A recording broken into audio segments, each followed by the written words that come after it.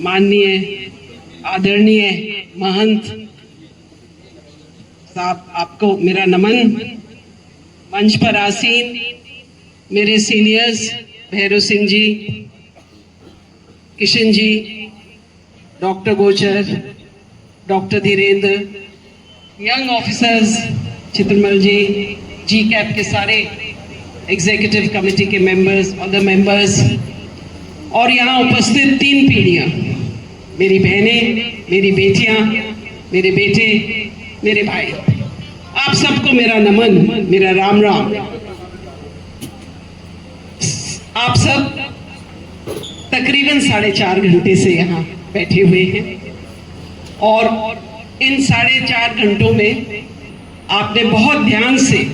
सबको सुना। आज ढेर सारी बातें हुई यहाँ मंच पर, मैंने बहुत ध्यान से, मेरे से पहले जिन्होंने बोला उनकी बातें सुनी, बहुत ध्यान से मैंने राजेंद्र भाई की भी बातें सुनी।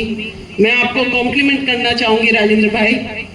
मैंने बहुत सारे आयोजन देखे हैं, बहुत सारे प्रोग्राम्स देखे हैं, बहुत सारे एंकर्स देखे हैं, पर आपने जिस शानदार तरीके से, राम सिंह जी, आपने जिस शानदार तरीके से आज पिछले 4.5 घंटे आप निरंतर बोलते रहे हैं, आप में ऊर्जा है, आपकी आवाज़ में दम है और आपकी सोच में भी बहुत ताकत है और शब्दों के माध्यम से आपने ये सब हमको सुनाया है, दिखाया है, तो आपको विशेष रूप से मेरा नमन और साधुवाद। इस प्रोग्राम की खासियत ये है कि आप सब दूर दूर से आए हैं, 12 से हैं और 12 से बाहर से भी हैं और बहुत लंबे समय से आप बैठे हुए हैं। अमूमन जब चीफ गेस्ट का समय आता है तो उसको खाली कुर्सियां ही दिखती हैं, आज ऐसी स्थिति नहीं है, कुर्सियां भरी हुई हैं, इसके लिए धन्यवाद। पर फिर भी मैं एक सुझाव आपको देती हूँ, ऑर्गेनाइजर्स को, क्योंकि आप हर साल इस प्रोग्राम को करते हैं और अगली साल भी करेंगे। मेरा आपसे निवेदन है कि जो स्वागत और सम्मान की प्रक्रिया है उसको आप थोड़ा और छोटा करें, सबको एक साथ कर दे अगर आपको बहुत ज़रूरी है तो, और जिससे कि समय कम स्वागत में जाएगा, क्योंकि हर आदमी जो आपके सामने आ रहा है वो अपने अनुभव शेयर करना चाहता है, कुछ महत्वपूर्ण बातें आपको बताना चाहता है और हमारी बेटियों ने भी समय लेकर के अपनी बातें कही तो हमको उनको सुनना है। और जब 3 पीढ़ियां एक साथ बैठती हैं और इस संकल्प के साथ साथ आती हैं कि हमारे बड़े क्या कह रहे हैं, उनका क्या अनुभव है, उनको सुने, हमारे युवा वो क्या चाहते हैं, हम उनको सुने। ये समा, ये मौका, ये रोज रोज नहीं आता। आपने विशेष रूप से आप आयोजन करते हैं, ये समा बनता है तो हम सारा समय महत्वपूर्ण कार्य करने में जुटाएं। बहुत सुंदर तरीके से पूरी व्यवस्था बनी है, बहुत ही सुंदर तरीके से, तो इसके लिए आप सबको बहुत बहुत बधाई और साधुवाद। 12 में कुछ समय पहले, कुछ बरस पहले, 12 क्या पूरे गुर्जर समाज में कुछ बरस पहले तक बहुत कम नियुक्तियां होती थी सरकारी नौकरियों में, हम लोगों की संख्या 0 के बराबर थी। आज मंच पर हम 3 सीनियर सिटीजन्स कह लीजिए, भैरव सिंह जी बड़े भाई साहब 1985 बैच के हैं, सिविल सर्विसेज यूपीएससी इन्होंने क्वालिफाई किया था तब, मैं 1988 बैच से हूँ और किशन जी शायद 86 या 87 बैच के होंगे,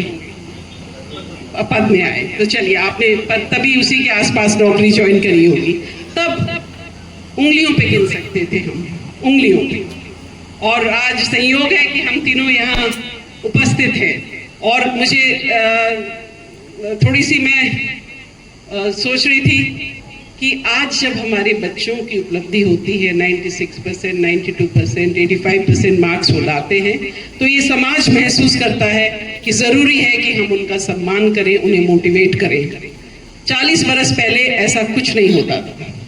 वो केवल माता पिता का और बच्चे का संघर्ष था, जो नौकरियों में लग गया वो लग गया, पर वो समाज से जुड़ा रहा और आगे वो बच्चों को मोटिवेट करता रहा। तो आज बच्चों परिस्थितियां बहुत बदल गई हैं। भैरव सिंह भाई साहब ने बताया तब बिजली भी नहीं थी,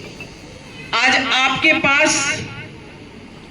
सब कुछ है, ये मान लीजिए सब कुछ है, क्योंकि आपके साथ समाज खड़ा हुआ है,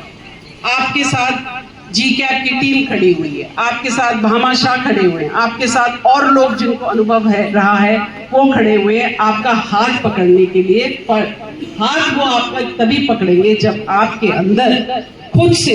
एक इच्छा शक्ति हो, एक हुनर हो, एक जज्बा हो कि मुझे ये काम करना है, मुझे इस नौकरी में पहुंचना है, मुझे ये पद पाना है। अगर आपके अंदर ये ललक नहीं होगी, ये जिज्ञासा नहीं होगी, और ये गांधी जी के जो शब्द थे डू और डाई, अगर आपके अंदर ये इच्छा शक्ति नहीं होगी तो हम समाज जी कैप कितना भी प्रयत्न कर ले व्यर्थ जाएगा। तो ये आग आपको अपने अंदर पैदा करनी है और रास्ते आपको बहुत मिलेंगे, आपको सहारा देने वाले, आपको गाइड करने वाले बहुत मिलेंगे। एक सुझाव मेरा जी कैप को, यहाँ हमने 96% तक के बच्चों को सम्मानित किया है और बच्चे 80% एंड अबव के हैं, पर क्या हम इनको आगे गाइडेंस दें कि 12th आपने कर लिया, आपको क्या करना है? तुरंत ही 10th के बाद इनकी काउंसलिंग, अपने यहाँ टीचर्स हैं और यंग ऑफिसर्स हैं, उस समय बच्चों को पकड़ना बहुत ज़रूरी है, उस समय उनका मार्गदर्शन, क्योंकि ये बच्चे हमारे गुम हो जाएंगे। 96% प्राप्त करने के बाद भी ऐसे सब्जेक्ट का सिलेक्शन कर लेंगे जो उपयोगी नहीं है, या इसको यही नहीं मालूम कि मुझे आगे क्या करना है। ये हमारी टैलेंट है, टैलेंट को हम जानते हुए भी कि ये हमारी टैलेंट है, अगर हम समय पर अगर हम इंटरवीन नहीं करते, गाइड नहीं करते, तो ये हमारा सारा जो प्रयास है ये इतना सक्सेसफुल नहीं होगा जितना हो सकता है। तो ये एक मेरा सुझाव है, and I'm 100% sure that आप इसको कर पाएंगे। जुलाई के महीने में, जून के महीने में जब कभी रिजल्ट्स आते हैं, एक काउंसलिंग सेशन हो, उसके बाद में आपके पास तो सारा डेटा कलेक्ट हो गया है, नाम भी है, नंबर भी है, गांव भी है, ठिकाना